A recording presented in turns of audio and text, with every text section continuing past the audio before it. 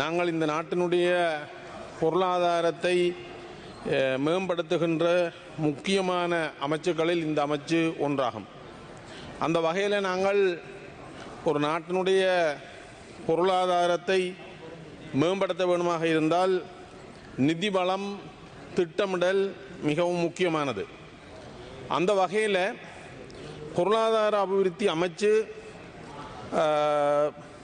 மற்றும் திட்டமிடல் அமைச்சு இந்த நாட்டினுடைய பொருளாதாரத்தை மேம்படுத்துவதற்காக கொண்டு வருகின்ற நல்ல திட்டங்களுக்கு நாங்கள் நிச்சயமாக உறுதுணையாக இருந்து இந்த நாட்டினுடைய பொருளாதாரத்தை மேம்படுத்துவதற்கு நாங்கள் தயாராக இருக்கின்றோம். ஆனால் இந்த சபையிலே பேசுகின்ற விடயங்களை பார்க்கும்போது சில இடங்களிலே வெட்கமாக இருக்கின்றது. யுத்தம்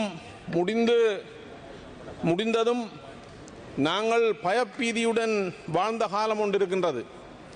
ஆனால் சகோதரர் ஹந்துநித்தி அவர்கள் கூறிய ஒரு விடயம் சிரிப்புக்கிடையான விடயமாக இருக்கிறது. பாராளுமன்றத்திற்கு உள்ளுக்கு இருந்த பாராளுமன்ற உறுப்பினர்கள் கூட பயத்தோடு வாழ்ந்ததாக இங்கு சுட்டிக்காட்டியிருந்தார். எங்களுடைய அரசியல்வாதிகள், கடந்த அரசாங்கங்கள் கடந்த காலங்களிலே இந்த நாட்டினுடைய நிதி திட்டமிடல், பொருளாதார திட்டமிடலில் விட்ட பாரிய பிழை இந்த நாடு ஒரு கையேந்துகின்ற நிலைக்கு சென்றதற்கு காரணம். யுத்தம் நடந்து முடிந்து 15 வருடங்கள் ஆகிய போதும் எங்களுடைய வடக்கு கிழக்கு மாகாணங்களிலே எங்களுடைய மக்களுடைய பொருளாதாரத்தை மேம்படுத்துவதற்கு, எங்களுடைய மக்கள் மேம்படுகின்ற பொருளாதாரத்தினூடாக இந்த நாட்டினுடைய பொருளாதாரத்தை மேம்படுத்துவதற்கான எந்த வசதி வாய்ப்புகளும் கடந்த அரசாங்கங்களினாலே எங்களுடைய மக்களுக்கு செய்யப்படவில்லை. பொருளாதாரத்துக்கு உறுதுணையாக இருக்கக்கூடிய திட்டங்களை விட்டுவிட்டு அவர்கள் தேவையில்லாத திட்டங்களிலே பல கோடி ரூபாய்களை முதலீடு செய்தார்கள். எங்களுடைய மக்கள் யுத்தத்தால் இடம்பெயர்ந்து அவர்கள் முகாம்களிலே அடைக்கப்பட்டிருந்து முகாம்களிலே இருந்து விடுவிக்கப்பட்டு மீள் குடியேற்றத்துக்கு அவர்கள் வீடுகளுக்கு சென்ற போது 2 தகரங்களுக்கு கீழே மரங்களுக்கு கீழே அவர்கள் பல மாதங்கள் பல வருடங்கள் வாழ்ந்தார்கள். ஆனால் முறையான திட்டம் இல்லாமல் வடக்கு மாகாணத்திலே மயிலிட்டி காங்கேசந்துறை பிரதேசத்திலே பல கோடி ரூபாய் செலவிலே ஜனாதிபதிக்கான ஒரு அரண்மனையை கட்டினார்கள். ஆனால் அந்த அரண்மனை இன்று வரை பாவிக்கப்படாத ஒரு அரண்மனையாக இருக்கின்றது. எங்கேயோ மக்கள் மரத்துக்கு கீழே வாழும்போது அந்த மக்களை பற்றி சிந்திக்காமல் பல கோடி ரூபாவிலே அரண்மனையை கட்டினார்கள். எங்களுடைய முல்லைத்தீவு மாவட்டத்திலே இருந்து அனாதரவான குழந்தைகள் செஞ்சோலை என்ற ஒரு அமைப்பிலே வாழ்ந்து வந்தார்கள்.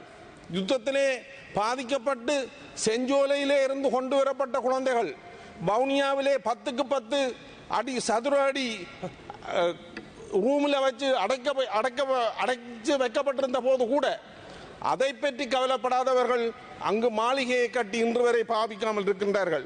என்னுடைய வேண்டுகோள் என்னென்று சொன்னால், அந்த மாளிகையை மக்களுடைய பயன்பாட்டுக்காக, இந்த நாட்டினுடைய பொருளாதாரத்தை அபிவிருத்தி செய்வதற்காக இந்த அரசாங்கம் அதை பயன்படுத்துவதற்குரிய ஏற்பாட்டை செய்ய வேண்டும்.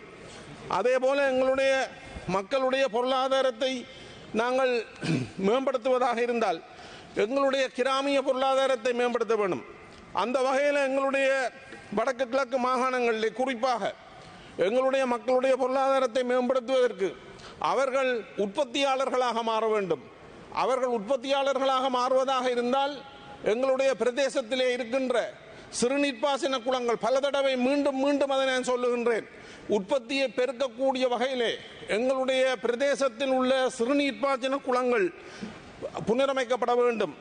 எங்களுடைய மாகாணத்திலே குறிப்பாக வன்னி தேர்தல் தொகுதியிலே பல குளங்கள், பல வயல் நிலங்கள் அரச திணைக்களங்கள் கல் இட்டு எல்லைப்படுத்தியதன் ஊடாக மக்கள் பயன்பாடு இல்லாமல் இருக்கின்றது.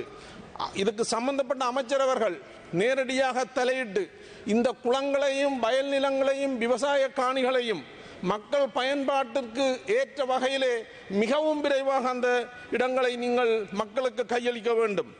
அதே போல நான் ஏற்கனவே இங்கு குறிப்பிட்ட விடயம், நாங்கள் உற்பத்தி பொருளாதாரத்தை பற்றி பேசுகின்றோம். நாங்கள் இன்று பெருந்தொகையான எங்களுடைய பாரம்பரிய வைத்தியத்திற்கு தேவையான மருந்துகளை பெற்றுக்கொள்வதற்காக வெளிநாட்டுக்கு டாலர்ஸில் கொடுத்து கொண்டிருக்கிறோம். ஆகவே நான் ஏற்கனவே இங்கு கூறியபடி எங்களுடைய பாரம்பரிய வைத்தியத்தை முன்னேற்றக்கூடிய வகையிலே எங்களுடைய மாகாணத்திலே அந்த தேவையான மருந்துகளை உற்பத்தி செய்யக்கூடிய ஒரு தொழிற்சாலையை உடனடியாக அமைக்க வேண்டிய தேவை இருக்கின்றது. யுத்தம் முடிந்து 15 ஆண்டுகள் நாங்களும் இந்த நாட்டினுடைய மக்கள் 15 ஆண்டுகள் கழிந்த பிற்பாடு கூட எங்களுடைய யுத்த காலத்துக்கு முதல் இருந்த தொழிற்சாலைகள் கூட புனரமைக்கப்படாத நிலையில் இருக்கின்றது. ஆகவே இந்த அரசாங்கம் எங்களுடைய பிரதேசங்களிலே இளைஞர் யுவதிகளுக்கு வேலை வாய்ப்பு வழங்கக்கூடிய வகையிலே புதிய தொழிற்சாலைகளை ஆரம்பிக்க வேண்டிய தேவை இருக்கிறது. நாங்கள் இந்த நாட்டினுடைய பொருளாதாரத்தை பற்றி பேசுகின்றவர்கள், அது தொடர்பான கொள்கைகளை ஆக்குகின்ற இடமா இருக்கின்ற இந்த பாராளுமன்றம் இவ்வாறான இந்த நாட்டினுடையதும் எங்களுடைய அடிப்படையிலே இருக்கின்ற மிகவும் மோசமான பொருளாதாரத்தில் இருக்கின்ற மக்களுடைய பொருளாதாரத்தை மேம்படுத்தக்கூடிய வகையிலே நாங்கள் உற்பத்தி பொருளாதாரத்தை நோக்கி நகர வேண்டிய தேவை இருக்கின்றது. அதே போல எங்களுடைய பாரம்பரிய வைத்தியர்கள் அவர்கள் தங்களுடைய நாலேஜை தங்களுடைய அறிவை மேம்படுத்தக்கூடிய வகையிலே வடக்கு கிழக்கு மாகாணங்களிலே இருந்த ஒரே ஒரு பாரம்பரிய வைத்தியர்களுடைய திறமையை மேம்படுத்த வேண்டிய ஒரே ஒரு நிறுவனமாக இருந்த லங்கா சித்த ஆயுர்வேத மருத்துவக் கல்லூரி இன்று பூட்டி வைக்கப்பட்டிருக்கின்றது. தயவு செய்து அந்த கல்லூரியை திறந்து Honorable Dr. P. Satyalingam, you have 1 more minute of your allocation. நன்றி. அந்த கல்லூரியை மீண்டும் இயக்குவதற்குரிய ஏற்பாட்டை செய்ய வேண்டும் என்று இந்த சந்தர்ப்பத்திலே கேட்டுக்கொள்கிறேன். அதே போல எங்களுடைய உள்ளூராட்சி மன்றங்கள், குறிப்பாக எங்களுடைய பிரதேசத்தில் இருக்கிற உள்ளூராட்சி மன்றங்கள் தங்களுடைய வருமானத்தை மேம்படுத்தக்கூடிய வகையிலே அங்கு அவர்கள் வரி அறவிட முடியாத சூழ்நிலையில் இருக்கின்றார்கள். ஒவ்வொரு உள்ளூராட்சி மன்றத்திலும் ஒரு சில வட்டாரங்களில் தான் இந்த வரி அறவீடு நடைபெறுகின்றது. அதற்கு காரணமாக அவர்கள் சொல்லுகிறார்கள், இந்த வரியை தீர்மானிக்கக்கூடிய அசஸ்மெண்ட் செய்யக்கூடிய ஆபீசர்ஸ் அங்கே இல்லை என்று சொல்லுகிறார்கள். தயவு செய்து எங்களுடைய உள்ளூராட்சி மன்றங்கள் தங்களுடைய வருமானத்தை மேம்படுத்தி அந்த வருமானத்தின் ஊடாக கீழ்த்தட்டு மக்களுடைய அடிப்படை வசதிகளை ஏற்படுத்தி கொடுக்க வேண்டும்.